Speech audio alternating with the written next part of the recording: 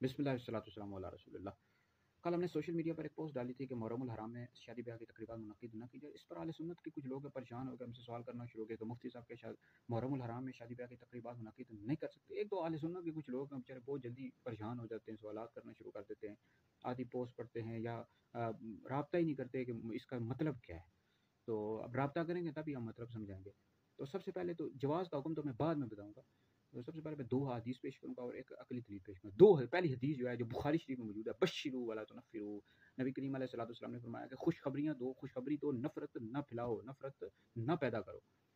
तो हमारे अकाबिर उलमा ने लिखा है कि ऐसा काम नहीं करना चाहिए जिसकी वजह से लोग भड़क उठें। अब मुहर्रम उल हराम में आप शादी ब्याह की तकरीबात करेंगे तो क्या लोग इस पर चुप रहेंगे? आपके मोहल्ले के लोग, रिश्तेदार वगैरह सारे लोग बातें करना शुरू कर देंगे, क्योंकि मुहर्रम उल हराम में क्या ज़रूरत पड़ी है? इस महीने में सरकार इमाम हुसैन रज़ियल्लाहु तआला अन्हु की शहादत हुई है। हर मुसलमान दुखी होता है। कौन मुसलमान है जिसको दुःख नहीं है?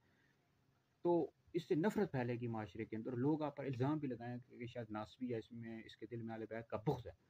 तो लिहाजा इस महीने में हमने बतौर मशवरा के ये कहा कि शादी ब्याह की तकरीबात मुनक़्क़िद ना की जाएँ। ये पहली हदीस है, बश्शिरू वला तुनफ़िरू, तो खुशखबरी फैलाओ, नफ़रत पैदा न करो। दूसरी जो हदीस है तरकीब व तरहीब में मौजूद है, नबी करीम अलैहि सलाम ने फरमाया कि मोमिन को जायज़ ही नहीं है कि वो खुद को ज़िल्लत और रुसवाई में मुब्तला करे, ज़िल्लत और रुसवाई पर पेश करे।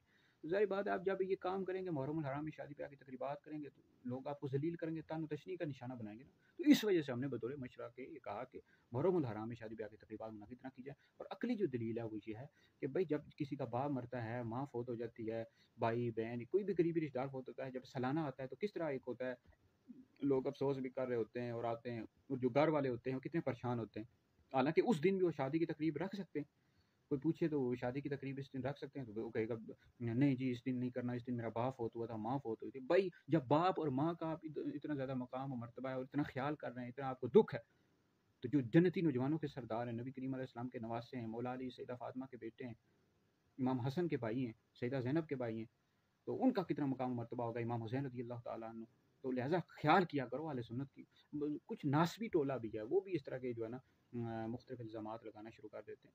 तो लिहाज़ा ये है कि इस वजह से हमने बतौर मशवरा के मना किया है, भई इस महीने में आप रुक जाएँ, अगले महीने में कर लें, उससे अगले महीने पूरा साल पड़ा हुआ है, लाज़मी आपने मुहर्रम उल हराम में ही करना है। तो इस वजह से हमने कहा लोग तान व तशनीह का निशाना बनते हैं, तान व तशनीह से बचना चाहिए ना मुसलमान को।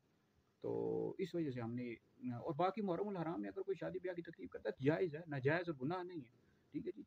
तो इस वाले से मेरा फतवा भी है, और फतवा भी इंशाल्लाह सोशल मीडिया पर, व्हाट्सएप और दीगर जगहों पर शेयर करूँगा। बहरहाल ये वीडियो सुने, दूसरे दूसरे लोगों तक भी पहुँचाएँ। कई लोग वैसे बदगुमानी का शिकार हों कि मुफ्ती साहब ने ये कह दिया कि मुहर्रम उल हराम में शादी ब्याह करना शायद नाजायज़ और गुनाह। भाई कर सकते हैं, जायज़ है।